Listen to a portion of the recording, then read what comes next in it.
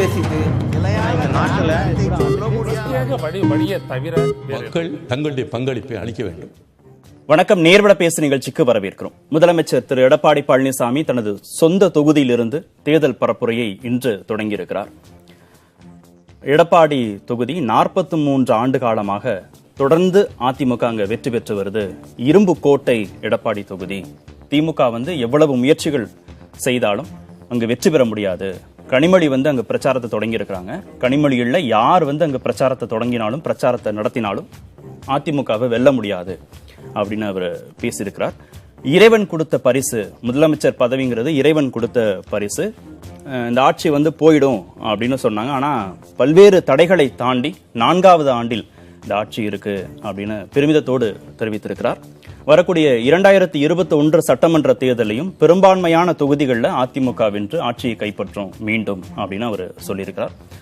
இருப்பாளி, எடப்பாடி தொகுதிக்கு உட்பட்ட இருப்பாளி அப்படிங்கிற இடத்துல அவர் பேசும்போது 2,06,00,000 அரிசி குடும்ப அட்டைதாரர்களுக்கு இந்த ஆண்டு பொங்கல் பரிசாக 2,500 ரூபாய் உயர்த்தி, கடந்த முறையில் 1000 ரூபாய் கொடுத்தாங்க, இந்த முறை 2,500 ரூபாய் உயர்த்தி வழங்கப்படும் அப்படின்னு சொல்லியிருக்கிறார். இதை உங்களுக்கு தேர்தல் நேரத்தில் ஏதாவது பயன் கொடுக்குமாங்கிறது குறித்தும் பேச இருக்கிறோம். அதிமுகவை வீழ்த்த முடியாது முதலமைச்சர் எடப்பாடி, கள யதார்த்தமா அதீத நம்பிக்கையாங்கிற தலைப்புல இன்றைய நேர்விட பேச அமர்வு அமைகிறது. அதிமுக தரப்பிலிருந்து திருமிகு சசிரேகா பங்கேற்கிறாங்க. திமுக தரப்பிலிருந்து திரு சரவணன், மூத்த பத்திரிகையாளர் திரு SP லட்சுமணன், பத்திரிகையாளர் திருமிகு பிரியம்பதா ஆகியோரும் இணைந்திருக்கிறார்கள். விருந்தினர்கள் அனைவருக்கும் வணக்கம். சசிரேகா, உங்ககிட்ட இருந்து தொடங்குவோம். தேர்தல் நேரத்தை ஆளும் கட்சியா இருக்கிறது வசதியா இருக்கா? ஏற்கனவே 1000 ரூபாய் தான் பொங்கல் பரிசாகலாம் வழங்கப்பட்டது. இந்த முறை 2,500 ரூபாயாக பொங்கல் பரிசாக கொடுக்கப்பட்டிருக்கு. இது பொங்கல் பரிசு தானா அல்லது தேர்தல் பரிசுன்னு எடுத்துக்கணுமா? கேள்வியே தவறு. ஏன் அப்படி கேக்குறீங்க நீங்க? இப்ப கொரோனா காலத்துல நாங்க இது பொங்கல் பரிசு மாத்திரம் அப்படின்னு சொல்லல. கொரோனா காலத்துல மக்கள் மிகவும் கஷ்டத்தில் இருக்கிறார்கள். அப்போவே எதிர்கட்சிகள் என்ன சொன்னாங்க? இன்னைக்கு குற்றம் சாட்டக்கூடியவர்கள் நீங்களே இப்படி ஒரு கேள்வியை வைக்கிறீர்கள். அப்ப என்ன சொன்னாங்க? 5,000 ரூபாய் கொடுக்க வேண்டும், 5,000 ரூபாய் கொடுக்க வேண்டும் என்று அரற்றிக் கொண்டிருந்தார்கள். அவர்களே இப்போது இப்படி கொடுக்கிறீர்களே என்கிறார்கள். அவர்கள் கேட்கலாம், ஆனா அது நீங்க கேட்கறது கொஞ்சம் கஷ்டமா தான் இருக்கு. இந்த முதலமைச்சர் சொல்லும் போதே, அந்த அறிவிப்பை சொல்லும் போதே அவர் என்ன சொன்னாரு? இந்த கொரோனா காலத்துல மக்கள் மிகவும் கஷ்டத்தில் இருப்பதன் அடிப்படையில் நமக்கு நிதி இருந்தாலும் இல்லாத பட்சத்திலும் நம்ம மக்கள் சிறப்பாக இருக்க வேண்டும். இந்த பொங்கலை ஆஃப்டர் த பேண்டமிக் 8 மாசத்துக்கு அப்புறம் இப்பதான் கொஞ்சம் கொஞ்சமா நம்ம இயல்பு நிலைக்கு திரும்பி இருக்கோம். நம்ம பிரச்சார கூட்டங்கள் இயல்பு 19ஆம் தேதியிலிருந்து கூட்டங்கள் போன்றவற்றை நடத்தலாம் அப்படின்றத அறிவிச்சிருக்கோம். அந்த அடிப்படையில நாம் 2,500 ரூபாய் என்பது மக்களுக்கு கொடுக்கப்படும் ஒரு உதவியாகத்தான் அதை பார்க்கணுமே தவிர, தயவு செய்து இதில் அரசியலை புகுத்துவதை நான் ஏற்றுக்கொள்ளவே மாட்டேன் ஒருபோதும். உதவித்தொகை தான் இது. என்ன காரணம்? 1000 ரூபாய் தான் கடந்த முறை நாடாளுமன்ற தேர்தல் சமயத்துல 2019 நாடாளுமன்ற சமயத்துல 1000 ரூபாய், அப்புறம் உள்ளாட்சி தேர்தல் நடக்கும் போதும் 1000 ரூபாய்லாம் கொடுக்கப்பட்டது. அப்பவும் இதெல்லாம் சர்ச்சைகள் வந்தது. இது தேர்தலுக்காக கொடுக்கறாங்க, பணம் உயர்த்தி கொடுக்கறாங்க அப்படின்னு. இந்த முறை அதிகபட்சமான தொகையா இருக்கு 2,500 ரூபாய்ங்கிறது. என்ன காரணம்? அதுல மத்தவங்களுக்கு என்ன கஷ்டம்னு எனக்கு தெரியல. மக்களுக்கு போய் சேர்றதுல என்ன தவறு இருக்க முடியும்? இதுல எந்த உள்நோக்கம் எல்லாம் கிடையாது. இது தேர்தலுக்காக கொடுக்கப்படுறதுன்றது தயவு செய்து அதுல தப்பர்த்தம், அதுல ஒரு கற்பித்தல், அதெல்லாம் அவசியமே கிடையாது. முழுக்க முழுக்க அவர் மிக தெளிவாக சொல்லிட்டார், இது மக்களுக்கான உதவியாக. ஏன்னா 8 மாசத்துக்கு அப்புறம் கொரோனா காலத்துல மக்கள் யாரும் தொழில எதுவுமே நடக்கல. அரசுமே இந்த கொரோனாவை கட்டுப்படுத்துவதில் அதற்குமே நமக்கு மிகப்பெரிய நிதி தேவைப்பட்டது. நம்ம கேட்ட அளவு நமக்கு நிதி கிடைக்கல, பல்வேறு பிரச்சனைகள் இருந்தது. அப்படின்றத தாண்டி இந்த கொரோனா டைம்லயும் பாத்தீங்கன்னா நம்ம தொழில் முதலீடுகள் இருக்கோம் இந்த முறை. அதுல இந்தியாலே நம்ம முதல் மாநிலமா நாம தான் இருக்கோம் அந்த வகையிலயும்.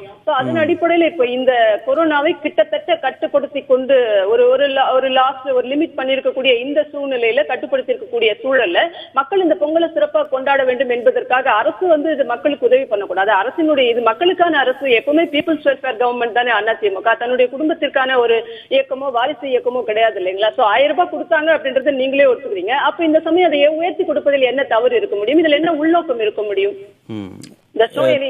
கொரோனா சமயத்திலையும் நீங்க சொன்ன மாதிரி 1000 ரூபாய் வழங்கப்பட்டது குடும்ப அட்டைதாரர்களுக்கு. அப்ப 5000 ரூபாய் கொடுக்கிற போது கொடுக்கணும்னு எதிர்கட்சிகள் வலியுறுத்தின போது நீங்க அப்ப மக்கள் கஷ்டத்துல இருப்பாங்களே அப்படிலாம் நீங்க ஒன்னும் கேட்கல.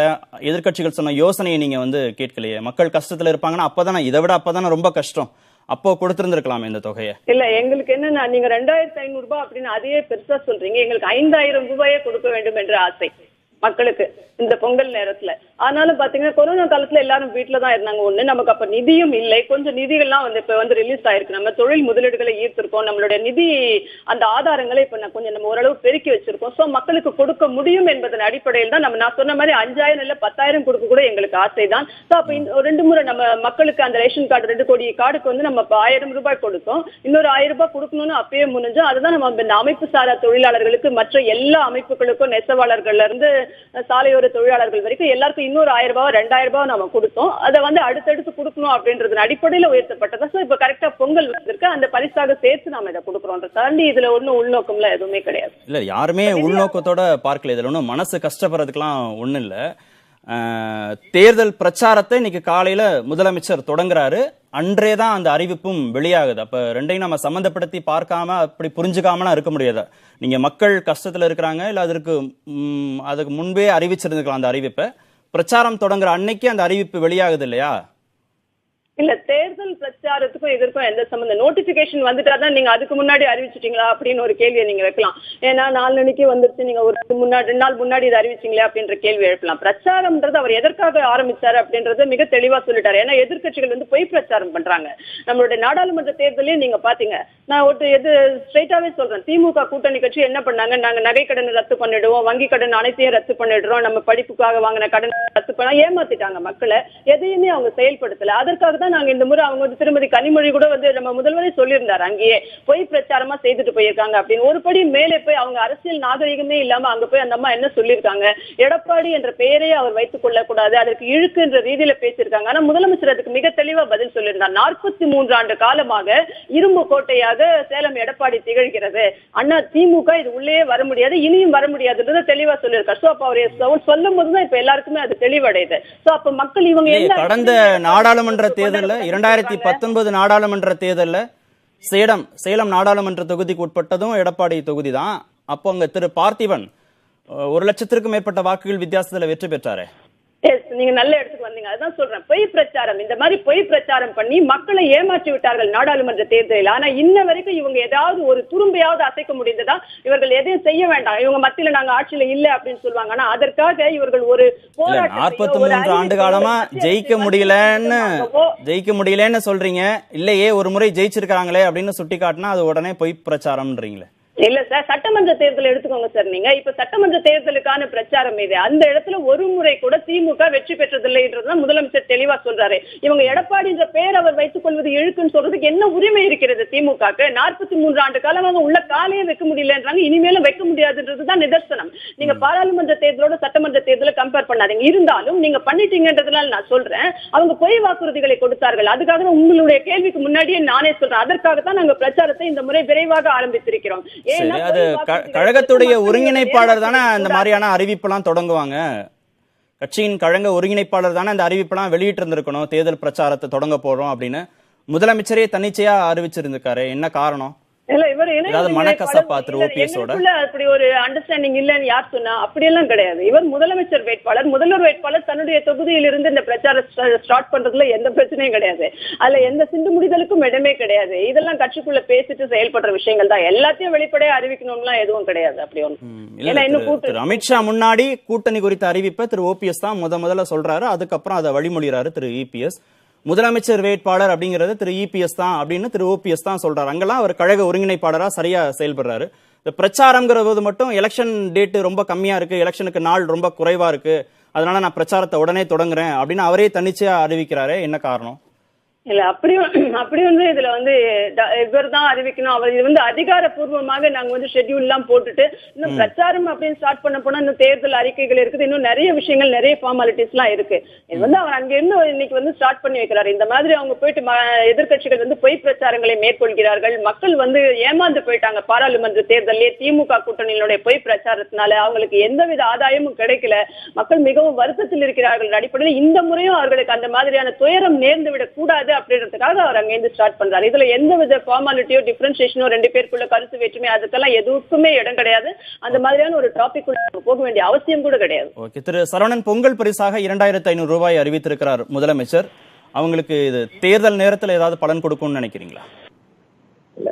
முதல் கோணல் அப்படின்னு சொல்லுவாங்க. நீங்க இந்த நிகழ்ச்சியின் துவக்கத்திலே என்ன சொன்னீங்க அப்படின்னா 43 வருடங்களாக இங்க அதிமுக தோற்கவே இல்லை அப்படின்னு சொல்லி ஒரு இதை முதல்வர் சொன்னதா சொன்னாங்க. அதையே இங்க இருக்கக்கூடிய பேச்சாளர்களும் வழிமொழிகிறார்கள்.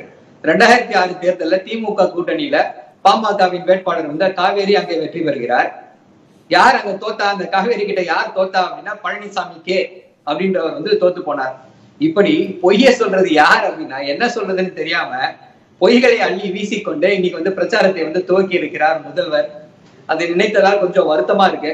இப்படிதான் இந்த பொய் இப்போ அவருடைய இந்த பரப்புரையை பாத்தீங்க அப்படின்னாலே எல்லாமே ஹாஃப் ட்ரூத்ஸ், பொய் அப்படிதான் தெரியுது. அதுல இப்ப இந்த 2500 ரூபாய்க்கு வந்தோம் அப்படின்னா மக்களுக்கு அந்த 2500 ரூபாய் கிடைப்பதுல மிக்க மகிழ்ச்சி. எங்க தலைவர் நீங்கள் கேட்டது போலவே 5000 ரூபாய் கொடுக்கணும்னு சொல்லி கொரோனா தொற்று காலத்துல தொடர்ந்து குரல் கொடுத்து கொண்டு வந்தார். அப்போ என்ன சொன்னாங்க, இந்த அதிமுகவினர் எப்படி கொடுக்க முடியும், அரசு கிட்ட பணம் இருக்கான்னு கேட்டாங்க. இப்ப எங்க வந்துச்சு பணம்? முதலீடு வந்திருக்குன்றாங்களே, முதலீடு வந்திருக்கு, கொஞ்சம் கொஞ்சமா பொருளாதாரம் மேல எழும்பி வர தொடங்குது, காசு இப்ப கொஞ்சம் வந்திருக்கு அரசாங்கத்திட்ட, அதனால மக்களுக்கு கொடுக்குறாங்க. வாயில என்ன வேணா சொல்லலாம், இவ்வளவு பணம் வந்துருச்சு அவ்வளவு பணம் வந்துருச்சுன்ட்டு. ஒருவேளை தேர்தல் விட்ட காரணத்தினால அப்ப கொடுத்தா மக்கள் மறந்து போயிடுவாங்க அப்படின்ட்டு அந்த பணத்தை அப்படியே வைத்துக்கொண்டு இப்ப தேர்தல் அறிவித்த உடனே இதை ஒரு ஸ்டண்ட் மாதிரி பண்றாங்களா இருக்கும். இது புதுசு கிடையாது. 2019 தேர்தலுக்கு முன்னாடி 1000 ரூபாய் கொடுத்தாங்க. நீங்க சொன்னது போல படுதோல்வியை சந்தித்தது அதிமுக. 2005 இது புதுசு கிடையாது. செல்வி ஜெயலலிதா அப்பவே 2000 ரூபாய் கொடுத்தாங்க வெள்ளத்தால பாதிக்கப்பட்டவங்களுக்கு, சென்னை மக்களுக்கு. அப்பயும் படுதோல்வியை சந்தித்தது அதிமுக. சோ அப்படி பாத்தீங்கன்னா இது கரெக்ட், அதே ட்ராக்ல தான் போறாங்க. இப்ப அதே போல இந்த தேர்தலையும் ஒரு படுதோல்வியை சந்திக்க போகிறது. இல்ல வேடிக்கை என்ன அப்படின்னா, எங்களுடைய மகளிர் அணி தலைவி எடப்பாடியில் செய்த அந்த பரப்புரை போய் அங்க எங்கேயோ ஒரு ரா நர்வை டச் பண்ணிருக்கு. அந்த ஒரே காரணத்தினாலதான் என்ன பண்ணிருக்காங்க, இப்ப முதல்வரே அங்க போய் திட்டத்தை அறிவிச்சிருக்காரு. அதுல கொடுமை என்ன அப்படின்னா, அவர் சொல்றாரு 19ஆம் தேதி உத்தரவை போடுறாங்க, 19ஆம் தேதியில இருந்து கூட்டங்கள் எல்லாம் இது பண்ணலாம் அப்படின்னு சொல்லிட்டு போய் இவங்களே அதை ஸ்டார்ட் பண்றாங்க.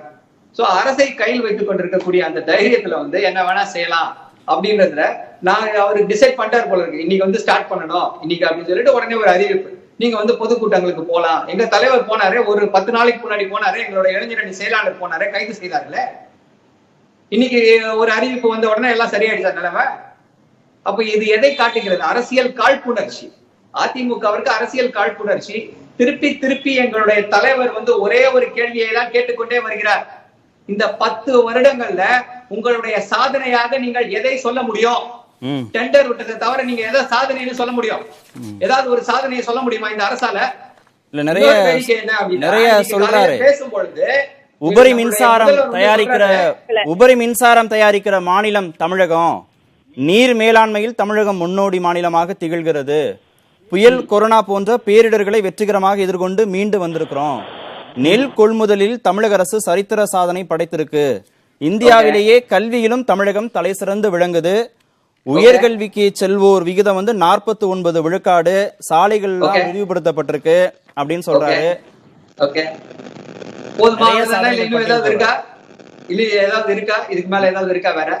இன்னைக்கு மின் உபரி மாநிலம்னா என்ன வேடிக்கைன்னா, ஒரு அனல் மின் நிலைய திட்டத்தையோ இல்ல புதிய மின் திட்டத்தையோ இந்த அரசு உருவாக்கவில்லை. எப்படி பண்றீங்க நீங்க? சோலார் பவர்னு சொல்லி மற்ற மாநிலங்கள்ல ஜாஸ்தியா பணத்தை கொடுத்து, அதுலயும் ஊழல், ஜாஸ்தியா பணத்தை கொடுத்து வாங்குறீங்க. ஏன் இப்போ இதா இருக்குன்னா, உங்களுக்கு அந்த ஹை டென்ஷன் லோடோட அந்த கெபாசிட்டி கம்மியாயிடுச்சு, அந்த கன்சம்ஷன் கம்மியாயிடுச்சு. அதனால உங்களுக்கு உபரியா தெரியலாம். ஆனாலும் மின்வெட்டு தமிழகத்தில் இருந்து கொண்டுதான் இருக்கிறது. உபரி மின்சாரம் எல்லாத்துக்கும் தரையில்லா, தங்கு தரையில்லா மின்வெட்டு எங்கேயுமே கிடைக்கல. அந்த பிரச்சனை ஒரு புறம். இதே போல எதனால இன்னைக்கு முதல்வர் என்ன பேசியிருக்காரு, நாங்க தாகத்தை, குடிநீர் பற்றாக்குறை ஏற்பட்டது, தாகத்தை தீர்த்து வைத்தோம் அப்படின்னாரு. போன வருஷம் இதே டிபேட்ல உங்க கூட தான் டிபேட் பண்ணோம். கழிப்பறையில தண்ணி இல்லாம சென்னை வாசிகள் எவ்வளவு கஷ்டப்பட்டாங்கன்னு உங்களுக்கு தெரியும். அதை எத்தனை நாள் விவாதித்தோம். அதுக்கு என்ன காரணம்? கடல் நீரை குடிநீராக்கும் திட்டம். சென்னைக்கு எந்த மழை பெய்தோ இல்லையோ தண்ணி வேணும்னா கடல் நீரை குடிநீராக்கும் திட்டம் தான் வேணும். தமிழகத்துல திமுகவின் தலைவர் கலைஞரின் ஆட்சியில 2 திட்டத்தை கொண்டு வந்தோம். அதை வச்சுதான் ஓடுது. ஏதோ அந்த பக்கம் மீஞ்சூர்லயும் இந்த பக்கம் நெமிலியும். வேற எங்கேயாவது ஒரு திட்டத்தை உங்களால 10 வருடங்கள்ல ஒரு கடல் நீரை குடிநீராக்கும் திட்டத்தை உங்களால கொண்டு வர முடிஞ்சதா? அதை கொண்டு வர முடியாம நான் வந்து தண்ணீர் பற்றாக்குறையை தீர்த்து விட்டேன் அப்படின்னா யாரை ஏமாற்றுவது? இது எப்படி ஏமாத்துறா? இந்த இப்ப 2000 மினி கிளினிக், இந்த வாழைப்பழ கதை எங்களுடைய தலைவர் திருப்பி அதான் சொல்லியிருக்காரு, வாழைப்பழ கதை எங்கெங்க அதுன்னா அதுதாங்க இது. ஆரம்ப சுகாதார நிலையத்துல எங்க தலைவர் கலைஞர் ஆரம்பித்து வைத்த ஆரம்ப சுகாதார நிலையம் அதை மாத்திட்டு 2000 மினி கிளினிக். எங்க இருந்து வந்தாங்க 2000 மினி கிளினிக்? எத்தனை டாக்டர் அப்பாயிண்ட் பண்ணீங்க? எத்தனை நர்ஸ் அப்பாயிண்ட் பண்ணீங்க? சொல்ல முடியுமா உங்களால? முதற்கட்டமா அரணத்தி சொச்சம் தொடங்கி இருக்கிறாங்க. முதற்கட்டமா அரணத்தி சொச்சம் தொடங்கி இருக்கிறாங்க. இல்ல 2000 மினி கிளினிக் ஆரம்ப சுகாதார நிலையத்துல இருக்கிறது. அப்படியே கொஞ்சம் இருங்க சார், நீங்க பேசும்போது நான் பேசல, உங்க வாய்ப்பு கிடைக்கும் போது நீங்க பேசலாம். இல்ல நீங்க பேசும்போது நீங்க சொன்னதை நான் கேட்டேன், நான் சொல்றது கேளுங்க. குடிநீராக்கும் திட்டத்தை பத்தி பேசுறீங்க நீங்க. மினி கிளினிக் இருங்க மேடம், அவசரப்படாதீங்க மேடம். உங்களுடைய பதட்டம் எனக்கு புரியுது. இல்ல உங்க பதட்டம் எனக்கு புரியுது. நிறைய கொஞ்சம் அவங்க ஸ்டாப் பண்றீங்க. அவர் என்ன சொல்றாருன்னு கேட்கலாம் சசிரேகா மேடம். அவர் சரவணன் என்ன சொல்றாருன்னு கேட்கலாம். சோ இது போல நாங்கள் திமுக உருவாக்கிய திட்டங்களால ஊர்ல கல்யாணம் மார்ல சந்தனம் என்பது போல நாங்கள் திமுக உருவாக்கிய திட்டங்களால் பலனை அனுபவித்து விட்டு ஜிஆர் ஜாஸ்தியா இருக்குன்னா என்ன காரணம்? இந்த 10 வருடங்கள் இத்தனை பள்ளிகள் ஜாஸ்தியா ஆரம்பிச்சிருக்காங்களா? இல்ல என்ன இந்த இது ஏதாவது ஒரு பேர் சொல்லக்கூடிய மார்க் கட்டி கொள்ளக்கூடிய அளவுக்கு ஏதாவது ஒரு இன்ஃப்ராஸ்ட்ரக்சர் ப்ராஜெக்ட் டெண்டர் விடுவதை தவிர இந்த அரசாங்கம் வேறு எதையாவது சிறப்பாக செய்திருக்கிறதா? எங்கள் தலைவர் சொல்கிறார், திமுக தமிழகத்தை உருவாக்கியது, அதிமுக தமிழகத்தை உருக்குலைத்து போட்டு விட்டது. 4 வருடங்களாக நாங்க ஆட்சியில இருந்தோம், இன்னைக்கு போயிடும் நாளைக்கு போயிடும் இந்த ஆட்சி. ஆனா 4 வருஷம் இந்த ஆட்சி நடந்துச்சுன்னு சொல்றாரு முதல்வர். எதனால் நடந்தது? பாஜகவிடம் அடிமை சாசனம் எழுதி கொடுத்ததுனாலதான் இந்த ஆட்சி நடக்குது. தமிழகத்தின் உரிமைகள் நீட் முதல் ஒரே நிமிஷம் 2 மிகப்பெரிய துரோகங்களை பண்ணிருக்கு அதிமுக அரசு. ஒண்ணு, தமிழக இளைஞர்களுக்கு டிஎன்பிஎஸ்சி எக்ஸாம்ல வேற்று மாநிலத்தை வரலாம் சொல்லி திட்டத்தை போட்டுட்டு எல்லாத்தையும் வர விட்டுட்டு தமிழக இளைஞர்களின் வாழ்வை பாதித்தது ஒண்ணு. இன்னொன்னு வந்து நீட், தமிழக மருத்துவ மாணவர்களின் மருத்துவ கனவை சிதைத்து ஒவ்வொரு விஷயத்திற்கும் நாங்கள் அறிக்கை விட்ட பிறகு விழித்துக் கொண்டு இதை செய்கிறோம். எங்க தலைவர் தான் சொன்னாரு, தூங்கிக் கொண்டிருக்கக்கூடிய முதல்வரை தட்டி எழுப்பக்கூடியது எங்களுடைய அறிக்கை. தட்டி எழுப்பி இந்த அரசை செயல்பட வைத்தது எங்களுடைய தலைவர் மட்டுமே, அவருடைய அறிக்கைகள் மட்டுமே. சரி திரு லட்சுமணன், இந்த 2500 ரூபாய் அறிவிப்புங்கிறது முக்கியமான அறிவிப்பு அதிமுகவை பொறுத்த வரைக்கும் இந்த தேர்தலோட ஒப்பிட்டு பார்க்கிற போது? அதிமுகவை பொறுத்த வரைக்கும் முக்கியமான அறிவிப்பு தான். ஆனால் இது நம்ம பேசுற தலைப்புக்கு சம்பந்தம் இல்லாத நான் நினைக்கிறேன். ஏன்னா இன்னைக்கு தங்களுடைய சாதனைகள் சலுகைகள்னு அறிவிச்சுட்டு மக்களை சந்திக்கிற அதிமுகவானாலும் சரி, தங்களுடைய எதிர்கால திட்டங்கள் அல்லது அதிமுக செய்கிற தவறுகள்னு திமுக பட்டியலிட்டு தேர்தல் பிரச்சாரத்தை தொடங்கினாலும் சரி, இந்த இரண்டையும் கவனிக்கிற மனநிலை இன்னைக்கு மக்களிடம் இல்லை. இந்த மாத இறுதியிலோ ஜனவரியிலோ கொரோனாவுக்கு தடுப்பூசி வந்து பல கோடி தமிழ்நாட்டு மக்கள் அந்த தடுப்பூசியை போட்டுக்கிட்ட பிறகுதான் அவர்கள் முதல்ல இயல்பான மனநிலைக்கே வருவாங்க. கார்த்திகேயன், அதை முதல்ல எல்லாரும் புரிஞ்சுக்கணும். இன்னைக்கு நீங்க என்ன பிரச்சாரம் பண்ணாலும் மக்கள் காதுகளில் அது ஒலிக்காது. அதனால நான் திட்டங்களை சலுகைகளை விட்டுட்டு திமுகவுடைய குற்றச்சாட்டுகளை விட்டுட்டு அரசியல் ரீதியா இன்னைக்கு நடந்த நிகழ்வை நான் பார்க்க விரும்புறேன். இன்னைக்கு முதலமைச்சர் தொடங்கிய தேர்தல் பிரச்சாரம் விளையாட்டுத்தனம் அல்ல. மிக மிக சீரியஸாக அதிமுக என்கிற மிகப்பெரும் இயக்கத்தின் வரப்போகிற சட்டமன்ற தேர்தலின் முதலமைச்சர் வேட்பாளர் என்று அறிவிக்கப்பட்ட எடப்பாடி பழனிசாமி தொடங்கிய பிரச்சாரம் சீரியஸான பிரச்சாரம். ஆனால் கடந்த கால அதிமுக நடைமுறையில் எடுத்து பாத்தீங்கன்னா, எந்த அரசியல் கட்சியினுடைய பிரதான கட்சியினுடைய நடைமுறை எடுத்து பாத்தீங்கன்னா, அந்த கட்சியினுடைய தலைமை பொறுப்பில் இருப்பவர் தான் முதலமைச்சர் வேட்பாளராக இருந்திருக்கிறார். திமுக அதிமுக அதுதான் நடைமுறை. ஆனால் 30 ஆண்டுகளாக இந்த இயக்கத்தை கட்டிக்காத்த ஜெயலலிதா மறைந்த பிறகு அந்த இடத்துக்கு தன்னை முன்னிறுத்தி நடக்கிற இந்த தேர்தல் அப்படி முன்னிறுத்தியர் எடப்பாடி பழனிசாமி அல்ல. இன்னைக்கு இந்த அதிமுகவின் தலைமை பொறுப்பில் இருக்கிற ஓபிஎஸ் தான் எடப்பாடி பழனிசாமி முன்னிலைப்படுத்தினார். நான் தான் முதலமைச்சர் வேட்பாளர்னு எடப்பாடி பழனிசாமி எங்கேயுமே அறிவிக்கிறதுக்கு கட்சியினுடைய விதிமுறையும் இடமளிக்காது. ஏன்னா எல்லாமே நல்லபடியா சட்ட விதிமுறைகளின்படி நடந்தது. இந்த கட்சியினுடைய தலைமை பொறுப்பில் இருக்கிற ஓபிஎஸ் தான் அறிவிச்சார். சோ அதெல்லாம் சரியா நடந்தது. ஆனால் இன்னைக்கு கூட்டணி கட்சிகளை கூட்டிட்டு போய் நடத்தலாம் நான் கேட்க விரும்பல. ஏன்னா கூட்டணியை இந்த முடிவாகாம இருக்கிற கூட்டணி கட்சிகளுக்கு குடைச்சல் கொடுத்துட்டு இருக்காங்க. ஆனால் உங்களை முதலமைச்சர் வேட்பாளராக அறிவித்த கட்சியினுடைய தலைமை பொறுப்பில் இருக்கிற ஓபிஎஸ் இருந்துதான் இன்னைக்கு இந்த பிரச்சாரத்தை தொடங்கி இருக்கணும். இன்னைக்கு ஏதோ எடப்பாடி அல்லது சேலத்தில் இருக்கிற பத்திரிகையாளர்களோ கட்சிக்காரர்களோ அதிமுக மட்டுமல்ல மற்ற கட்சிக்காரர்கள் இல்ல, ஒட்டுமொத்த தமிழ்நாடு உற்று நோக்கிய பிரச்சாரம் இது. ஏன்னா தங்களை ஆண்டு கொண்டிருக்கிற, தங்களை மீண்டும் ஆள விரும்புகிற ஒரு பிரபலம், ஒரு முதலமைச்சர் பிரச்சாரத்தை தொடங்குகிற போது ஒட்டுமொத்த தமிழ்நாடு கவனிக்கிற போது அதை மற்ற அரசியல் கட்சிகளும் பார்ப்பாங்க, பிற பகுதியில் இருக்கிற அதிமுக தொண்டர்களும் கவனிப்பாங்க. அப்ப ஓபிஎஸ் தான் இருந்து ஒரு உற்சாகத்தோடு எங்களுடைய முதலமைச்சர் வேட்பாளர் அம்மாவினுடைய மறைவுக்கு பிறகு நாங்கள் இருவரும் இந்த கட்சியை கட்டி காத்து 4 ஆண்டுகளாக இந்த ஆட்சிக்கு வந்த சோதனைகளை எல்லாம் தகர்த்தெறிந்து இந்த ஆட்சியை நடத்திட்டு போனோம். மீண்டும் அதிமுகவை ஆட்சியில் அமர்த்த, மீண்டும் முதலமைச்சராக எடப்பாடி பழனிசாமி அந்த ஆசனத்தில் அமர்த்த இரட்டை இலைக்கு வாக்களிங்கள்னு முதல்ல மைக் பிடிச்சு பேசியிருக்க வேண்டியவர் ஓபிஎஸ் தான்.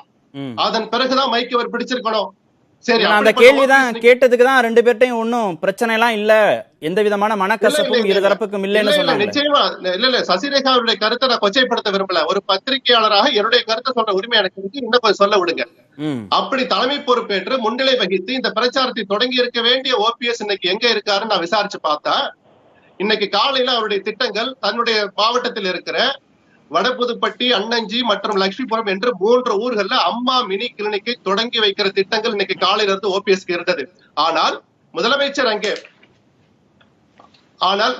அங்கே பிரச்சாரத்தை தொடங்கி கொண்டிருக்கிற போது ஏற்கனவே திட்டமிட்ட அந்த 3 நிகழ்ச்சிகளை ரத்து செய்துவிட்டு ஓபிஎஸ் வீட்டுக்குள் முடங்கி இருக்கிறார். எங்க இருக்கிறான்னு ஒரு கட்சிக்காரர்கிட்ட ஓபிஎஸ்க்கு வேண்டப்பட்டவர் நான் கேட்ட போது அவர் சொன்ன பதில், அண்ணன் தெற்கு அக்ரஹாரத்தில் இருக்கிற பழைய வீட்டுல இருக்கிறார். ஏங்க வீட்டெல்லாம் சொல்றீங்க கேட்டபோது அவர் சொன்ன பதில், அண்ணனுக்கு எப்ப எல்லாம் மூடு சரியில்லையோ அப்ப பழைய வீட்டுல இருப்பார். நான் கொச்சைக்காக சொல்லல சார், இன்னைக்கு ஓபிஎஸ் உடைய மனநிலையை ஒரு பத்திரிகையாளராக படிக்க வேண்டிய கடமை எனக்கு இருந்ததுனால அவர் எங்க இருக்கிறார் எப்படி இருக்கார் நான் கேட்ட போது கிடைத்த பதில் தான் இது. புதிய தலைமுறைக்கும் தேனியில நிருபர் இருக்கிறார். ஓபிஎஸ் இன்னைக்கு தேனியில தான் இருக்கிறார், பெரியகுளத்தை தன் வீட்டுல தான் இருக்கிறார். நிருபரை விட்டு கேட்டு பாருங்க, உங்கள் சம்மதத்தோடு இந்த பிரச்சாரம் நடந்ததா, நீங்கள் இந்த பிரச்சாரத்தை முன்னெடுத்து தொடர்ந்து செல்வீர்களான்னு கேட்டு பாருங்க. ஓபிஎஸ் என் கருத்துக்கு மாறாக கருத்தை சொன்னால் நான் இன்னைக்கு பேசுற அத்தனை வாபஸ் வாங்கிக்கிறேன். இல்ல என்ன இதுல இருந்து புரிஞ்சுக்க வேண்டியது என்ன? இபிஎஸ் ஓபிஎஸ் நிராகரிக்க தொடங்கிட்டாரா? ஓபிஎஸ் வேண்டாம்னு நினைக்கிறாரா இபிஎஸ்? இதுல இருந்து என்ன புரிஞ்சுக்கணுங்கிறத தமிழ்நாடு பிஜேபி தலைவர் எல் முருகன் போட்டிட்டு காட்டிட்டார். நான் தொடர்ந்து சொல்லிக்கிட்டு இருக்கிறேன், அதிமுகவுடைய முதலமைச்சர் வேட்பாளரை தேர்வு செய்கிற உரிமை அதிமுகவுக்கு உண்டு. அந்த அடிப்படையில ஒரு எடப்பாடி பழனிசாமி தேர்வு செஞ்சு தன்னுடைய ஆதங்கத்தை எல்லாம் மறைத்து அதிருப்தி எல்லாம் மறைச்சு ஓபிஎஸ் அறிவிச்சிட்டார். ஆனால் கூட்டணி தொடர்வதாக ஒரு கட்சி சொன்னால் அந்த கட்சி ஒப்புக்கொள்ளணுங்கிறது அல்லது ஒரு தகவலா சொல்லணுங்கிறது உண்மைதான். ஆனால் தமிழ்நாடு பிஜேபிங்கிறது சாதாரண கூட்டணி கட்சி அல்ல. உங்களை கட்டுப்படுத்துகிற, மறைமுகமாக ஆளுகை செலுத்துகிற, மத்தியில் ஆட்சியில் இருக்கிற பிஜேபி ஒரு முதலமைச்சர் வேட்பாளராக அறிவிக்கப்பட்ட எடப்பாடி பழனிசாமி பிரச்சாரத்தை தொடங்குகிற போது அதிமுக முதலமைச்சர் வேட்பாளர் யார் என்று அவர்கள் வேண்டாம் முடிவு செய்யலாம், அறிவிக்க வேண்டியது நாங்கள் தான் சொல்றாங்கன்னா, அப்படிப்பட்ட கட்சியோட கூட்டணி இல்லைன்ற வார்த்தையை தான் முதல்ல இன்னைக்கு எடப்பாடி பழனிசாமி சொல்லியிருக்கணும். நான் இப்பவும் சொல்றேன், எடப்பாடி பழனிசாமியுடைய தேர்வை பிஜேபி ரசிக்கல. முருகன் என்ன சொல்றார், ஒரு அரசியல் மாற்றம் வரும்னு சொல்லிக்கிட்டே இருக்கிறார். தேர்தலுக்கு முன்பாக அமித்ஷா போன பிறகும் கூட இன்னைக்கு ஜெயக்குமார் சொல்லியிருக்கிறார். முருகன் சொன்னதெல்லாம் ஒரு பக்கம் இருக்கட்டும், அமித்ஷாவே ஒப்புக்கொண்டார் எடப்பாடி பழனிசாமி, அது தவறான தகவல். அமித்ஷாவை மேடையில் வைத்துக் கொண்டு இந்த கூட்டணி தொடரும் ஓபிஎஸ் எடப்பாடி அறிவித்த பிறகு பேசிய அமித்ஷா என்ன தெரியுமா சொன்னார், எம்ஜிஆரும் ஜெயலலிதாவும் ஏற்படுத்திய இந்த அதிமுக ஆட்சி வரப்போகிற சட்டமன்ற தேர்தலும் தொடரும்னு சொன்னார். எடப்பாடி பழனிசாமி மீண்டும் தொடர்வார்னு சொல்லல. இந்த வார்த்தையை தான் இந்த பிஜேபியுடைய இந்த அரசியலை தான் அதிமுக ரொம்ப கவனிக்கணும். இருந்தா இருக்கட்டும், இல்லாட்டி போகட்டும் அந்தர் ராஜா சொல்லியிருக்கிறார். பிஜேபி அவசரப்பட்டு சவால் விட்டுறாதீங்க. பிஜேபிக்கு ஏற்கனவே அனுபவம் இருக்கு, அதிமுகவை உடைத்த அனுபவம் இருக்கு, இரட்டை இலையை முடக்கிய அனுபவம் இருக்கு. அதிமுக கவனமாக காய் நகர்த்த வேண்டிய நேரம். நீங்கள் அறிவிக்கிற திட்டங்கள், அறிவிக்கிற சலுகைகள், நீங்கள் மக்கள்கிட்ட கொண்டு போற பிரச்சனை எல்லாம் அப்புறம் பாத்துக்கலாம். முதல்ல அதிமுகவில் இருக்கிற இந்த குழப்பங்களை தீர்க்க வேண்டிய கடமை ஓபிஎஸ்க்கும் இருக்கு, எடப்பாடிக்கு இருக்கு. இன்னும் ஒரே ஒரு விஷயம் கார்த்திகேயன், ஒரு நிமிஷத்தை முடிச்சிடுறேன். இந்த ஓபிஎஸ் சும்மா மட்டும் இல்ல, முதலமைச்சர் வேட்பாளராக எடப்பாடி அறிவித்த பிறகு கடந்த 20 நாட்களாக மதுரையிலிருந்து வெளிவருகிற நாளிதழ்களில் பக்கமா விளம்பரம் கொடுக்கிறார். குறைஞ்சது 2 பக்கம் விளம்பரம் கொடுக்கிறார். மக்கள் தலைவர் ஓபிஎஸ் 30 ஆண்டுகால அதிமுக ஆட்சியில் 10 ஆண்டுகள் நிதிநிலை அறிக்கையை தாக்கல் செய்த ஒப்பற்ற தலைவர் ஓபிஎஸ். இந்த வாசகங்கள்லாம் எதுக்காக சொல்றார் ஓபிஎஸ்? ஒரு முதலமைச்சர் வேட்பாளராக ஒருவரை முன்னிலைப்படுத்திய பிறகு மக்கள் தலைவர் ஓபிஎஸ் எதுக்காக சொல்றார்? அம்மாவே தேர்ந்தெடுத்த முதலமைச்சர் வேட்பாளர் ஓபிஎஸ் தான். இந்த வார்த்தையெல்லாம் இருக்கு, சசிராக எடுத்து படிக்கணும். நான் ஏதோ போகிற போக்குல சொல்லல. ஒரு ஆட்சியை ஒருவரிடம் ஒப்படைத்தால் அந்த ஆட்சியை மீண்டும் ஒப்படைக்கிற நேர்மையும் கண்ணியம் மிகுந்தவர் ஓபிஎஸ். யாருக்காக சொல்றார் ஓபிஎஸ்? இதெல்லாம் அரசியல் கவனிக்கிறவங்க கவனிக்கதான் செய்வாங்க. இந்த குழப்பங்களை, கேள்விகளை தீர்க்க வேண்டிய கடமை அந்த 2 பேருக்கும் இருக்கு. ஓகே, பிரியமதா, உங்க அப்சர்வேஷன் என்ன? அதாவது நான் பாக்குற மாதிரி முதல்ல வந்து நீங்க டாபிக்ல சொன்னது அதிமுக வந்து இந்த மாதிரி 2500 ரூபாய் கொடுத்து ஆரம்பிக்கலாமா, இந்த மாதிரி பிரச்சாரம் ஆரம்பிக்கணும்னா இந்த வந்து அஇஅதிமுக மட்டும் இல்ல திமுகவும் செஞ்சிருக்கு. ஃப்ரீபி கல்ச்சருங்கிறது தமிழ்நாட்டுல காலமா வருஷமா இருந்துட்டு இருக்கு. பிளட் அப்ப கூட ஜெயலலிதா மேடம் அவர்கள் பணம் கொடுத்தாங்க. அதுக்கப்புறம் அந்த 1.5% அஇஅதிமுகவில் ஜெயிக்க முடிஞ்சதுக்கு அது ஒரு முக்கியமான ஒரு காரணம் பிளே பண்ணிச்சுங்கிறத யாராலுமே இன்னைக்கு மறுக்க முடியாது. அதே மாதிரி திரு லட்சுமணன் அவர்கள் சொல்றதையும் நான் முழுமையா ஏத்துக்கிறேன். இன்னைக்கு பிரச்சாரத்தை முதலமைச்சர் ஆரம்பித்த போது ஓபிஎஸ் அவர்கள் இல்லாதது நிச்சயமாக ஒரு கண்ணுறுத்தலாக இருக்கிறது. அவர் சொல்ற தகவல் உண்மையாக இருந்தால் கட்சியில் இருக்கும் பிரச்சனை தான் ஒரு முக்கியமான விஷயமாக அஇஅதிமுகவுக்கு இருக்கு. இப்ப வந்து உண்மையா சொல்லணும்னா மக்களுக்கு வந்து அஇஅதிமுக அரசாங்கம் மேல அதிருப்தி இருக்கான்னு என்கிட்ட கேட்டீங்கன்னா, நீங்க சொல்ற இப்ப கோடிட்டு முதலமைச்சரே கோடிட்டு காட்டிய விஷயங்கள்லாம் வந்து ஒண்ணு பெரிய ஹலோ இணைப்புல தான் இருக்கீங்க பிரியம்பதா, தொடர்ந்து பேசலாம். நீங்க முதலமைச்சரே அவர்களே கோடிட்டு காட்டியது போல மக்களுக்கு வந்து எந்த விதமான ஒரு பெரிய அநீதியும் நடக்கவில்லை. ரோடுக்கு வந்து கோவப்பட்டு ரொம்ப எங்களுக்கு எல்லாம் போயிடுச்சுங்கிற சொல்ற நிலைமையில இல்ல. ஏன்னா கோவிடாக இருக்கட்டும் அல்லது இந்த நிவார் புயலாக இருக்கட்டும் எல்லாமே ஓரளவுக்கு அவங்க ஹேண்டில் தான் பண்ணிருக்காங்க. ஆனா 2021 எலெக்ஷன் வந்து ஒரு நல்ல அரசாங்கம் கொடுத்ததுக்காக நாங்க கொடுப்போம், இல்ல ஆன்டி இன்கம்பன்சிக்காக நாங்க கொடுக்க மாட்டோம் ஓட்டுங்கிறத பேஸ் பண்ணி இந்த 2021 எலெக்ஷன் கிடையாது.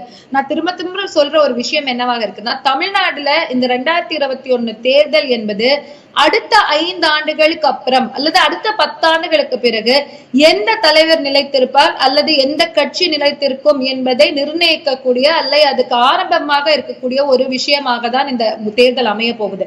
அதனால இப்ப வந்து முதல்ல அஇஅதிமுகவில் தமிழ்நாடுல இருவர் தான் தேர்தல் செஞ்சுட்டு இருந்தாங்க, பாலிடிக்ஸ் செஞ்சுட்டு இருந்தாங்க. கலைஞர் அவர்கள் மற்றும் ஜெயலலிதா மேடம் அவங்க 2 பேரும் எப்படி பாலிடிக்ஸ் செஞ்சாங்க? நீ செஞ்சது தப்பு, நான் செஞ்சது தப்பு, நீ பண்றது அதுதான் பாலிடிக்ஸா இருந்தது. அதுக்கப்புறம் ஃப்ரீபீஸ் கொடுப்பாங்க, கலர் டிவி கொடுக்கறதுல இருந்து மிக்சி கொடுக்கறதுல இருந்து ஃபேன் கொடுப்பாங்க. மக்கள் அப்படியே ஏத்துக்கிட்டாங்க. ஒரு டெவலப்மெண்ட் ஓரியன்டட் ஸ்டேட்டா தான் போயிருக்கு.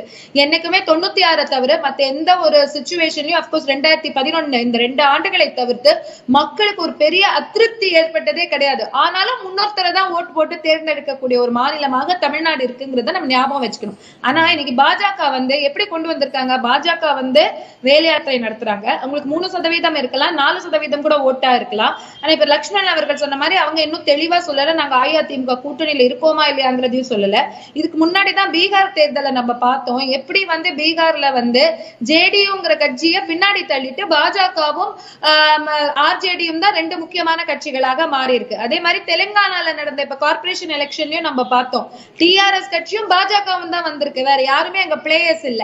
சோ இது ஒரு ஸ்ட்ராட்டஜியா தான் நான் பாக்குறேன், பாஜகவுடைய ஸ்ட்ராட்டஜியா தான் பாக்குறேன். இப்ப ரஜினின்னு ஒருத்தர் களம் இறங்கி இருக்காரு, கமலஹாசன் எப்படி ஒருத்தர் களம் இறங்கி இருக்காரு. இதுல இவ்வளவு பேர் இருக்கிறதுனால அரசாங்கம் இந்த 2500 ரூபாய் கொடுக்குறாங்க, மக்களுக்கு ரொம்ப சந்தோஷம். தமிழ்நாட்டோட ஒப்பிடுற போது இங்க ரேங்கிங்லாம் அது மாதிரி போட முடியுமா? இப்போ உங்களுடைய யூகத்தின் அடிப்படையில், கணக்கீடின் அடிப்படையில இல்ல ரேங்கிங் அப்படின்னு சொல்லிங்கன்னா அவங்க எல்லாம் தேர்தல் முடிந்த பிறகு வந்த விஷயங்களை நான் சொல்றேன். பீகாரை பொறுத்த வரைக்கும் தேர்தல் முடிந்த பிறகு வந்த ஒரு ரிசல்ட்டை பொறுத்த வரைக்கும் பாஜக 2வது இடத்தை பெற்று விட்டாங்க. தெலுங்கானாவோட கார்பரேஷன் எலெக்ஷனா இருந்தாலும் அமித்ஷா வரைக்கும் எல்லாரும் வந்து தேர்தல் பிரச்சாரம் சேர்ந்து 2வது இடத்தை பிடிச்சிட்டாங்க. சவுத் இந்தியால அடுத்து என்ன டார்கெட்டாக இருக்க முடியும்? தமிழ்நாடா இருக்க முடியும். கேரளாவோட லோக்கல் பாடி எலெக்ஷன்ல அவங்களால பெருசா சோபிக்க முடியலனாலும் அடுத்தது இப்ப தமிழ்நாடு இருக்கும்போது இவ்வளவு பிளேஸ கொண்டு வரது எதுக்கு? ஓட்டுகளை பிரிப்பதற்கு ஒரு விஷயம். 2வது கட்சி எல்லாத்துக்கும் பாஜக தான் பொறுப்புன்றீங்களா? எல்லா பிளேயர்ஸுக்கும் நான் என்ன சொல்றேன்னா பாஜக பொறுப்புனா பாஜகவோட ஸ்ட்ராட்டஜியை நம்ம தெரிஞ்சுட்டா தானே தமிழ்நாடுல என்ன ஸ்ட்ராட்டஜிங்கிறதையும் நம்மளால அனலைஸ் பண்ணி பேச முடியும். நான் ஒரு பத்திரிகையாளர், அதை தான் அனலைஸ் பண்ணி பார்க்க முடியுது. இல்ல இப்ப கமல், ரஜினி எல்லாமே பாஜகவோட ஸ்ட்ராட்டஜி தான். இல்ல நான் அவங்களோட ஸ்ட்ராட்டஜின்னு அப்படி எந்த எவிடன்ஸும் இல்லாமலாம் நான் ஒரு நேஷனல் சேனல்ல நான் எப்படிங்க சொல்ல முடியும்? ஸ்ட்ராட்டஜி கிடையாது. ஆனா இவ்வளவு பிளேயர்ஸ் எப்படி வந்தாங்கிறத நம்ம யோசிக்க வேண்டியிருக்குல்ல. இவ்வளவு பிளேயர்ஸ் வந்து இப்ப தமிழ்நாட்டுல பிளே பண்ண போறாங்க.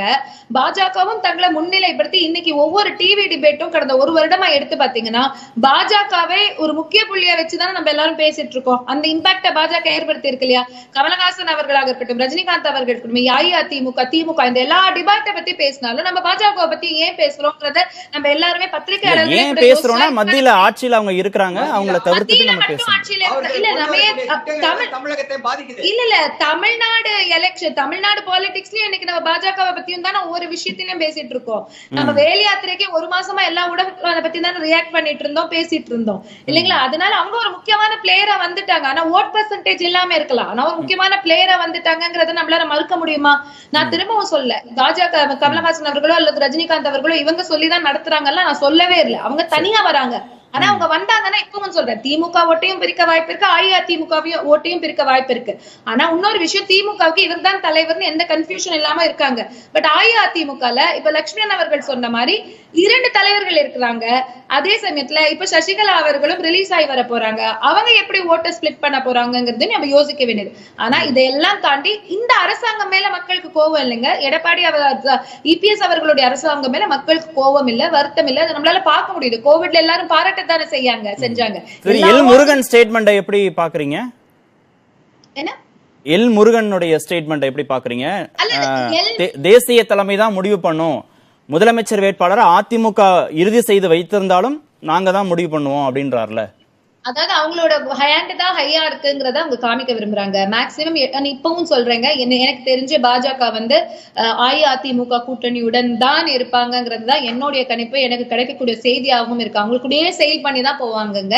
அவங்க கூட செயல் பண்ணாம போகக்கூடிய வாய்ப்பு கிடையாது. ஏன்னா அவங்களோட செயல் பண்ணாதானே உங்களுக்கு மத்த எல்லாருமே ஓட்ஸ பிரிக்க இன்னுமே பிரிக்கிறதுக்கான வாய்ப்பு இருக்கு. இப்போ சேர்ந்து பயணிக்கிறவங்களா இவ்வளவு தூரம் கசப்புணர்வோடையும் பேசிப்பாங்க? கசப்புணர்வுன்னு கிடையாது. நாங்க யாரு பாஸ்ங்கிறதையும் ஒரு இடத்துல பாஜக சொல்றாங்க இல்லையா? நாங்க வந்து சென்டர்ல ஆட்சியில இருக்கோம், நாங்க தான் பாஸ்ங்கிற ஒரு விஷயத்தையும் அப்பப்ப பாஜக, ஏன்னா இப்ப பாஜக ஏன் இந்த மாதிரி ஒரு டோன் எடுக்கிறாங்கன்னா மேக்சிமம் நம்பர் ஆஃப் சீட்டும் அவங்களுக்கு தேவைப்படுது. இன்னொன்னு வந்து அவங்கதான் பாஸ்ங்கிற ஒரு விஷயம் அவங்களுக்கு தெரிஞ்சிருக்கு. இப்ப ஃபர்ஸ்டே அந்த பாயிண்ட்டுக்கு வந்துட்டோம். அஇஅதிமுகக்குள்ள கடைசி நேரத்துல குழப்பம் ஏற்பட்ட என்ன ஆகும் நினைச்சு பாருங்க. அந்த குழப்பம் ஏற்படாம யாரால அதை கட்டுக்காத்து வைக்கணும் அப்படிங்கறத மக்களும் நீங்களுமே யூகிச்சுக்கலாம். அத குழப்பம் ஏற்படாம பாத்துக்கிறதும் பாஜக தான், ஏற்பட்டா தீர்க்கிறதும் பாஜக தான், அப்படிதானே? இல்ல, குழப்பம் ஏற்படாம இருந்தாதான் இந்த தேர்தலை ஒன்றிணைந்து அஇஅதிமுக சந்திக்கும். அது சந்தித்தால்தான் அஇஅதிமுக இப்ப செயல்படுறவங்களுக்கு எல்லாருக்கும் ஒரு விதமான ஒரு நிம்மதி கிடைக்கும், ஒரு விதமா அவங்க ஃபேஸ் பண்ண முடியும். அப்படி இல்லைன்னா இப்ப சசிகலா அவர்கள் வந்த பிறகு யோசிச்சு பாருங்க, அவங்க வந்ததுக்கு அப்புறம் எவ்வளவு பேர் போய் முதல்ல அவங்களை கிரீட் பண்றாங்க அப்படிங்கிற ஒரு விஷயத்த அவன் நோட் பண்ண வேண்டியிருக்கு. அவங்க வந்ததுக்கு பிறகு வந்து அஇஅதிமுகவுல, ஏன்னா அஇஅதிமுக இருக்கிற முக்கால்வாசி எம்எல்ஏக்கள் இன்னைக்கு ஜெயலலிதா அவர்களுக்கு அடுத்து சசிகலா அவங்களை தாண்டி வந்தவங்க தானே. அதை யாராவது மறக்க முடியுமா? இப்ப சசிரேகா அவர்களே மறக்க முடியுமா? ஒரு காலகட்டத்துல எல்லா தேர்வுகளும் ஒரு சின்ன ஒரு கவுன்சிலர் தேர்தலுக்கு யாரையாவது தேர்ந்தெடுக்கனாலும் இல்ல உறுப்பினரா கூட ஒரு முக்கியமான நகராட்சி மன்றாட்சி தலைவரா இருக்கணும், தலைவியா இருக்கணும், எல்லாரும் தேர்ந்தெடுத்தது ஜெயலலிதா அவர்களா இருந்தாலும் அவங்களை பாஸ் பண்ணி உள்ள அமைச்சது சசிகலா அவர்களா தானே இருந்தாங்க. அதை மறுக்க முடியுமா? திருமிக சசிரேகா, ஓபிஎஸ் உடைய அறிவிப்பு இல்லாம இபிஎஸ் பிரச்சாரத்தை தொடங்கியிருக்காரே அப்படின்னு கேட்டபோது சிண்டு முடிஞ்சு விடுற வேலைன்னு நீங்க விமர்சனம் வச்சீங்க. ஆனா 2 பத்திரிகையாளர்களும் கிட்டத்தட்ட அந்த கருத்தோட தான் ஒப்பிட்டு பேசினாங்க. திரு ஓபிஎஸ் ஓட அறிவிப்பு இல்லாம திரு இபிஎஸ் பிரச்சாரத்தை தொடங்கினதை பாஜக ரசிக்கல, எல் முருகனுடைய ஸ்டேட்மெண்ட்ல இருந்து அதை நம்ம வந்து புரிஞ்சுக்கணும் அப்படின்னு திரு லட்சுமணன் சொல்றாரு. பாஜக வந்து அதுதான் அந்த கட்சி தான் பாஸ்ங்கிறத அப்பப்ப இந்த மாதிரியான ஸ்டேட்மெண்ட் மூலமா நிரூபிக்கிறாங்க அப்படின்னு அவங்க பிரியமதா சொல்றாங்க. இல்ல சார், பாஜக யார் சார் அதை ரசிக்கிறதுக்கோ வெறுக்கிறதுக்கோ? பாஜக வந்து எல் முருகன் வந்து இன்னைக்கு அவருக்கு இந்த நிகழ்வுல அவர் இல்லவே இல்லை, வேற ஒரு ஈவெண்ட்ல அவர் இருக்காரு. அங்க வந்து கேள்விகள் கேட்கிறாங்க, அப்ப அவர் மீண்டும் சொல்றாரு. இதை இன்னைக்கு மட்டும் எல் முருகன் சொல்லல, இது புளிச்சு போன வசனம் மாதிரி 2-3 தடவை ஏற்கனவே இதை நம்ம டிபேட்டே எடுத்துட்டோம். திருமதி வானதி ஸ்ரீனிவாசன் அவர்களும் இந்த அறிவிப்பு வந்த பின்னாடி நீங்க எல்லாரும் மீடியா கேள்வி கேட்கும் போது அவங்க அதை சொன்னாங்க, எங்க தலைமை அறிவிக்கோன்னு. அப்ப டிபேட் வச்சப்ப நான் இதை தான் சொன்னேன், அவங்களுடைய ஸ்டாண்ட் ரைட் தான் அவங்க சொல்றது. அதாவது அவங்களுக்கு இந்த நேஷனல் பார்ட்டியை பொறுத்த வரைக்கும் ஸ்டேட்ல முடிவெடுக்கிற ஒரு அந்த அதிகாரமும் உரிமையும் அந்த நேஷனல் பார்ட்டிஸ், வெதர் காங்கிரஸாக இருந்தாலும் சரி, முன்னாடி காலங்கள்ல இப்ப இருக்கிற காங்கிரஸ் இருக்கக்கூடிய அழகிரியா இருந்தாலும் சரி, அவர் சொல்லிடுவாருங்களா? அவங்களுக்கு மேலிட பார்வையாளர் ஒரு குண்டுராவ் இல்லாம அவர் என்னைக்காவது அறிவாலயம் உள்ள போயிருக்காரு, பாத்துட்டீங்களா? அப்படியே இருந்தா கூட திரு அமித்ஷா முன்னாடி கட்சியின் ஒருங்கிணைப்பாளரும் இணை ஒருங்கிணைப்பாளரும் கூட்டணி தொடரும் அறிவிச்ச பிறகு என்ன வேணும்? அதுக்கப்புறம் தான் இந்த மாநில தலைவர்கள் தேசிய தலைவர்கள் பேசுறாங்கன்னா, இல்ல அழகிரி ஒரு ஸ்டேட்மெண்ட் கொடுக்குறாரு, குண்டுராவ் ஒரு ஸ்டேட்மெண்ட் கொடுக்குறாரு, நம்ம கார்த்தி சிதம்பரம் ஒரு ஸ்டேட்மெண்ட் கொடுக்குறாரு, இப்படி இருக்காங்க. அமித்ஷா சொன்னதெல்லாம் உங்க காதுல விழலையா? சசிரேகா. அதே மாதிரி இப்ப நம்ம அதுக்கான காலம் இருக்கிறது. இன்னும் கூட்டணியை வந்து நம்ம கூட்டணியில் நாங்க இருக்கிறோம், கூட்டணி தொடருது அப்படின்றத சொல்லிட்டாங்க.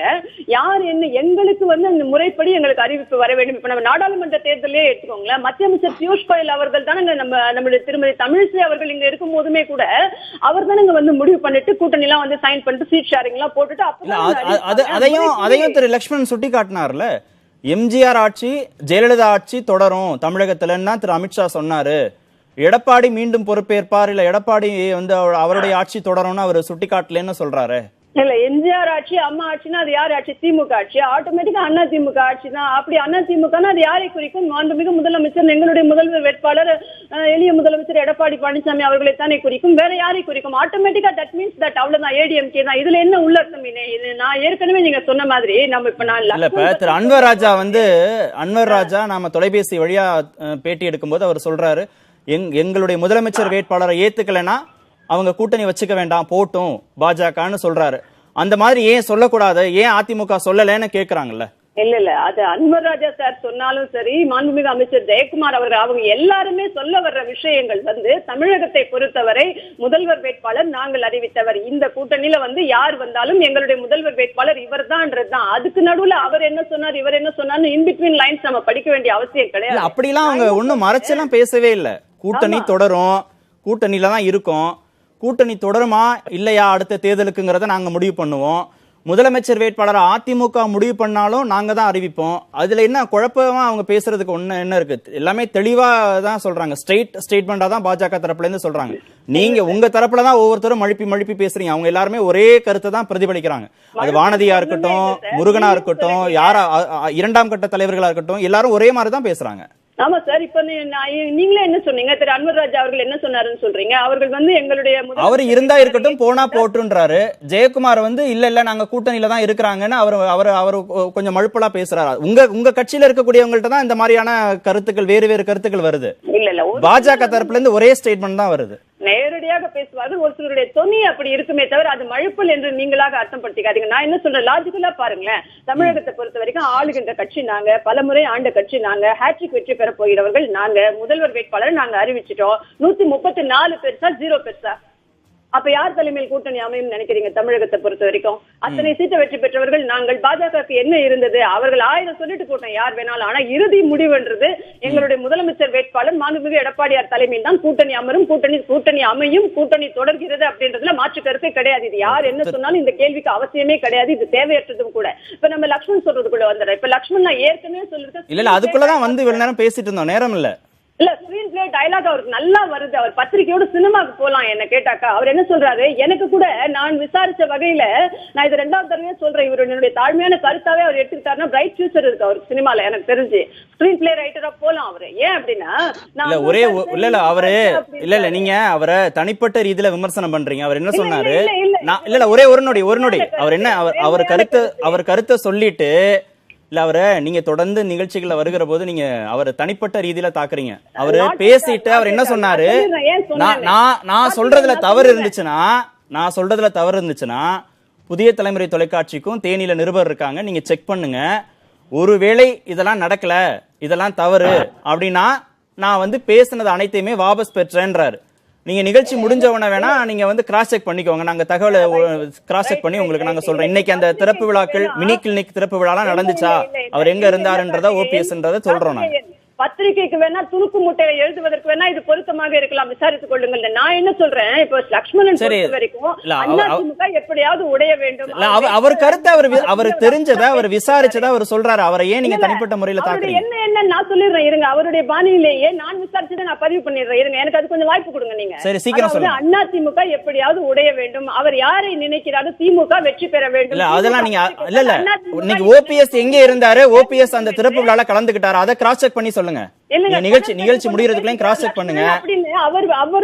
இல்ல நீங்க இன்னும் 10 நிமிஷம் டைம் இருக்கு சசிரேகா, நீங்க கிராஸ் செக் பண்ணுங்க. உங்க கட்சி நிர்வாகிகள்ட்ட கேளுங்க, கிராஸ் செக் பண்ணுங்க. இன்னும் 10 நிமிஷம் டைம் இருக்கு.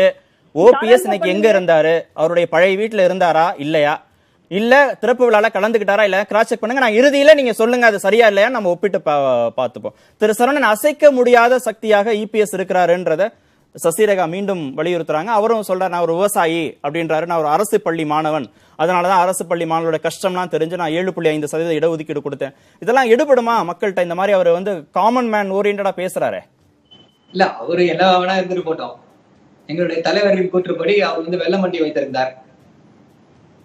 சோ விவசாயி அப்படின்னா நீங்கள் வந்து ஒரு விவசாயி என்றால் விவசாயி ஒரு தொழில், இது ஒரு தொழில் தானே, ஏன் அப்படி ஏத்துக்க மாட்டேன்றீங்க? இல்ல அப்போ இல்ல சொல்றேன், நீங்க விவசாயின்றதுக்கு எங்களோட தலைவர் என்ன சொன்னாருன்றதை உங்களுக்கு நான் வந்து எடுத்து சொன்னேன். விவசாயின்னு வைத்து நீங்க இது பண்றீங்க, அப்ப இது இருக்கா இல்லையான்றதை நான் ஒரு பார்வைக்கு வைக்கிறேன். சரி, இப்போ விவசாயி அப்படின்னு சொல்லி மூச்சுக்கு 300 தரம் சொல்லக்கூடிய முதல்வர் அவர்கள் ஏன் விவசாயிகள் சட்டத்தை ஆதரிக்கிறார்? அது அப்பட்டமான விவசாய விரோத சட்டம். 8 வழிச்சாலை அவர் ஊருக்கு போற இது, அதுலயும் விவசாயிகள் தான் பாதிக்கப்படுறாங்க. அந்த விவசாயிகளுக்கு வந்து இது தருவது போல இந்த 8 வழிச்சாலை திட்டத்தை நான் பண்ண மாட்டேன்னு சொன்னாங்களா? 2019 எலெக்ஷனுக்கு முன்னாடி சொன்னாங்க. எங்க ஓட்டு போயிடுமோன்னு பயந்து போய் ஓட்டு போக தான் செஞ்சது. நாங்க வந்து இந்த 8 வழிச்சாலையை பத்தி அப்படியே கிடப்புல போடுவோம் அப்படின்னு சொல்லி ஒரு வாக்குறுதியை கொடுத்தாங்க 19 தேர்தலுக்கு முன்னாடி. அதை மக்கள் ஏற்றுக்கொள்ளவில்லை, நம்பல. ஏன்னா இவர்கள் போடுகிற அந்த விவசாயி வேஷம் வந்து வெளுத்து போய்விட்டது.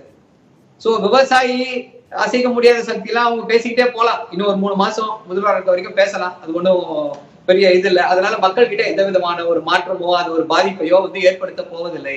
இப்போ வந்து நம்முடைய தோழி திருமதி பிரியமதா என்ன சொன்னாங்க, அதிமுக அரசு மீது எப்படி ஒரு மிகப்பெரிய இது இல்ல, அதிருப்தி இல்ல அப்படின்னாங்க. அவங்க ஐ திங்க் டெல்லியில தான் இருக்காங்கன்னு நினைக்கிறேன், இன்னும் சென்னைக்கு வரல. சென்னையில இருந்து மக்களே சென்னையில தான் இருக்காங்களா? ஓகே, சென்னைக்கு வந்துட்டீங்க, வெரி குட். அப்ப இன்னும் கொஞ்சம் டீப்பா நீங்க வந்து இது பண்ணணும். போராட்டங்களே இல்ல அப்படின்றாங்க, மறந்துட்டாங்களான்னு தெரியல. ஸ்டெர்லைட் போராட்டம், 8 வழிச்சாலைக்கான போராட்டம், கொரோனாக்கு எப்படி போராடுறது, எல்லாத்தையும் தான் லாக்டவுன்ல போட்டு வச்சுட்டாங்களே. மக்கள் கிட்ட எல்லா வகையிலும் பயங்கரமான அதிருப்தி. நாங்க இந்த வெள்ளத்துக்கு முன்னாடி கூட, இந்த சென்னையில வெள்ளத்துக்கு முன்னாடி கூட சொன்னோம், ஸ்மார்ட் சிட்டின்ற பேர்ல எல்லா ரோடையும் தோண்டி போட்டிருக்கீங்க. இது எதுல முடிய போகுதுன்னா 3-4 பேர், அது காஞ்சிபுரத்தை விட்டீங்களா, சென்னையில மட்டும் 3 பேர் உயிரிழந்திருக்காங்க. எதனால? இந்த ஒழுங்கு தோண்டி போட்ட பழத்துல விழுந்து. சென்னை அந்த ஒரு வராத புயலுக்கும் இதுக்கும் வந்து நாங்கள் அப்படிப்பட்ட நிவாரண, கஜா புயல எங்க போய் பார்த்தாரு முதல்வர்? சிறப்பான நிவாரண பணிகள் ஹெலிகாப்டர்ல பறந்து தானே பார்த்தாரு. மக்களை சென்று சந்திக்கக்கூடிய தைரியம் இருந்துச்சா? இவங்க நீங்க எதை வந்து பெருசா பேசுனீங்க? முதல்வர் குடைப்பிடித்துக் கொண்டே அவர் கூட அவரே புடிச்சிட்டு போய் செம்பரம்பாக்கம் திறந்து விடுறத பார்த்தாரு. அதுதான் நீங்க சாதனையா பேசுறீங்க. இல்ல, அதே மாதிரி சிவப்பு கம்பளம் விரித்து நிவாரணத்தை பார்வையிட்ட ஒரே முதல்வர் இவராதான் இருப்பாரு. திரு லட்சுமணன், அதிமுக அமைக்க போற கூட்டணியில பாஜகவுடைய ரோல் என்ன இருக்கும்னு ஏன் பேசுறீங்கன்னு கேட்டாங்க சசிரேகா. அதுக்கும் பதில் சொல்லுங்க. அப்புறம் இன்னொரு கேள்வி, இபிஎஸ் தான் முதலமைச்சர் வேட்பாளராக தொடர்வாரா? அதுல எதுவும் மாற்றம் இருக்குமா தேர்தலுக்கு முன்பு? இல்ல, பிரியமதா சொன்ன ஒரு கருத்தை நான் கவனிக்கணும். அதாவது பிக் பாஸ் யாருன்னு யார் பாஸ்ன்னு காட்டுறதுக்காகவும் பிஜேபி இப்படி சில கருத்துக்களை சொல்லுது. எனக்கு அதுல மாற்று கருத்து உண்டு. அதிமுக தனிச்சு நின்னாலும் சரி, அந்த கூட்டணியில யார் இருந்தாலும் அதிமுக தான் பாஸ். ஏன்னா நாடாளுமன்ற தேர்தலின் போது அமித்ஷா தெரியாதனமாகவோ தெரிந்தோ தேசிய ஜனநாயக கூட்டணிக்கு பிஜேபி தான் தலைமைன்னு சொல்லி 2 நாளில் அந்த கருத்தை மாத்திக்கிட்டார். ஏன்னா அது அதிமுக தொண்டர்கள் ரசிக்க மாட்டாங்க. சோ இப்ப சட்டமன்ற தேர்தலில் அதிமுக யார் கூட்டணி அமைத்தாலும் பாஸ் அதிமுக தான். பிஜேபி அதை மறுக்கல. அதிமுக முதலமைச்சரை அதிமுக தேர்வு செய்யும், நல்லா கவனிக்க. ஆனால் அதை பிஜேபி தான் அறிவிக்கும். ஏன் சார், அதிமுக அறிவிச்சிடுச்சு சார் எடப்பாடி பழனிசாமி, அந்த பேரை ஏன் சொல்ல தயங்குறீங்க? இதுலதான் அரசியல் இருக்கு. பிரச்சனை பிஜேபி கிட்ட மட்டும் இல்ல, ஓபிஎஸ் கிட்ட இருக்கு. எடப்பாடி தலைமையிலான இந்த அதிமுக ஆட்சியை அகற்றுவது நிச்சயம். ஆட்சி மாற்றம் உறுதி, இப்ப இல்லைன்னா எப்போ இல்லைன்னு சொல்ற ரஜினியோடு கூட்டணி அமைக்க வாய்ப்பு இருக்குன்னு ஓபிஎஸ் சொல்ற. சார், எடப்பாடி முதலமைச்சர் அறிவிச்சதே ஓபிஎஸ் தான். அந்த எடப்பாடி அகற்றுவேன்னு சொல்ற ரஜினியோட கூட்டணி சொல்றேன்னு ஓபிஎஸ் சொன்னா என்ன சார் அர்த்தம்? சரி, வரப்போற 5 ஆண்டுகளுக்கு முதலமைச்சரா அவரை அறிவிச்சிட்டீங்க வேட்பாளரா. ஒரு மகளிர் கருத்தரங்களை போய் 2.5 ஆண்டுகள் ஆண் 2.5 ஆண்டுகள் பெண் ஒரு புதுசா ஒரு பொக்கிய போடுறாரு. இதுக்கெல்லாம் என்ன காரணம்? அதிமுக எத்தனை சலுகைகளை அறிவித்தாலும், எத்தனை நல்ல திட்டம், நிஜமாவே சில நல்ல திட்டங்களை அமல்படுத்திருக்க எடப்பாடி பழனிசாமி. ஆனா இதையெல்லாம் சொல்ல போறது அதிமுக தொண்டர்கள் தான். அந்த தொண்டர்கள் குழப்பமும் கேள்விகளும் இல்லாமல் இருந்தாதான் நீங்க பிரச்சாரத்தை பண்ணிட்டு போயிருவீங்க. களத்துல இருக்கிற போது அதிமுக தொண்டன் தான். சோ இந்த குழப்பங்களை தீர்த்தாதான் அதிமுகவுக்கு நல்லது. இன்னும் ஒரே ஒரு விஷயம் சொல்றேன். இந்த விவாதம் நடந்து கொண்டிருக்கிற போதே பெரியகுளத்துல இருந்து எனக்கு கூடுதல் தகவல் வந்திருக்குது. எப்போதெல்லாம் மனசு சரியில்லைன்னு ஓபிஎஸ்பி அந்த பழைய வீட்டில் தங்குகிறாரோ அப்போதெல்லாம் தியானம் நடத்துகிறார், தியானம் செய்கிறார். ஓபிஎஸ் தியானம் செஞ்சா என்ன அர்த்தம்னு ஒட்டுமொத்த தமிழ்நாட்டுக்கும் தெரியும். நான் அதிமுக நல்லெண்ணத்தின் பேர்ல சொல்றேன். என்ன விமர்சிக்கிறத விட்டுட்டு எடப்பாடி அதிமுக ஓபிஎஸ் கொஞ்சம் க்ளோஸா ஃபாலோ பண்ணுங்க. மீண்டும் தியானமா? சரி, நேரம் இல்ல. சசிரேகா, நான் இறுதியில வரேன், நீங்க பதில் சொல்லலாம். பிரியமதா, அதிருப்தியே இல்ல அதிமுக அரசு மீதுன்னு சொன்னீங்க. சரவணன் கொஞ்சம் கோவப்பட்டாரு, நிறைய போராட்டங்களை தினமும் நடத்துறோமேன்னு. ஸ்டாலின் கூட நாங்க தான் வழிகாட்டியா இருக்கிறோம், நாங்க சொல்ல அவங்க செய்யறாங்கன்னு அறிக்கையில சொல்லியிருக்காரு. இல்ல, திரு சரவணன் அவர்கள் தான் வந்து கிரவுண்ட் ரியாலிட்டியை தெரியாம நான் இன்னும் டெல்லியிலேயே இருக்கேன்னு நினைச்சிட்டு இருக்காரு. 2 வருஷமா தமிழ்நாட்டுல நடக்கிற விஷயங்களை உன்னிப்பா கவனிச்சுட்டு பேசிட்டு இப்ப நீங்க டெல்லியில இருக்கீங்களா சென்னையில இருக்கீங்களாங்கிறத தெரிஞ்சுக்கிறதா கிரவுண்ட் ரியாலிட்டியா? இல்ல, அவருமே கிரவுண்ட் ரியாலிட்டிய கனெக்டடா இல்லாததுனால தான் அவர் அதிருப்தியில இருக்காங்களா திருப்தியில மக்கள் இருக்காராங்கிறது அவருக்கு தெரியலன்னு நினைக்கிறேன். நான் சொல்ல வர்றது என்னன்னா, நான் அப்படின்னு அதுக்கு அதிருப்தியே ஆன்டி இன்கம்பன்சி ஃபேக்டர்ல இல்லாம இருக்குங்களா? 10 ஆண்டுகள் ஆட்சி செஞ்சிருக்காங்க, அதெல்லாம் இல்லாம இருக்காது. இவங்க சொல்ற ஒவ்வொரு பாயிண்ட் எல்லாம் இருக்கு. ஆனா நீங்க யோசிச்சு பாருங்க, ஒரு பெரிய லெவல்ல எனக்கு கோபம் இருக்கு, இவ்வளவு பெரிய கரப்ஷன் இருக்குன்னு ஒரு பெரிய கரப்ஷன் ரெக்கார்ட் அஇஅதிமுக மேல காட்ட முடியுமா? இந்த ஷோல தாங்க இதுல இருந்து நீங்க ஒண்ணே புரிஞ்சுக்கணும் கார்த்திகேயன் அவர்கள், என்ன அஇஅதிமுக இருந்தும் திட்டுறாங்க, திமுக இருந்தும் திட்டுறாங்க. இதுல இருந்து ரெய்ட் எல்லாம் நடந்துச்சு. 2-3 தினங்களுக்கு முன்னாடி பாத்திருப்பீங்க, 33 அரசு ஊழியர்கள் கைது செய்யப்பட்டாங்க. ஆமாங்க. ஆனா அதையே வந்து நம்ம 96ல நடந்த ஊழலுக்கோ இல்ல 2011ல நடத்தப்பட்ட 2G ஊழலுக்கோ நம்ம அதை கம்பேரே பண்ண முடியாது. மக்களோட மனசுல அது ஞாபகம் இருக்குங்கிறத நம்ம யோசிக்க வேண்டியிருக்கு. மக்களுக்கு அதிருப்தினா எப்ப வரும்? எனக்கு எதுவுமே இல்ல, எனக்கு கோபம், வேலை வாய்ப்பை இழந்துட்டேன், எனக்கு வெறுப்பா இருக்கு இந்த அரசாங்கம் மேல அப்படிங்கிற ஒரு விஷயம் இருக்காங்கிறத நிச்சயமா திமுக கிட்ட அவங்க ஒரு பட்டியல் வச்சிருப்பாங்க. நுணுக்கமா யோசிச்சு இந்த இடத்துல இந்த டேம் ரோடு சரியில்லை, இங்க தண்ணி வரல, அந்த பிரச்சனை எல்லாம் சின்னதா சொல்லுவாங்க.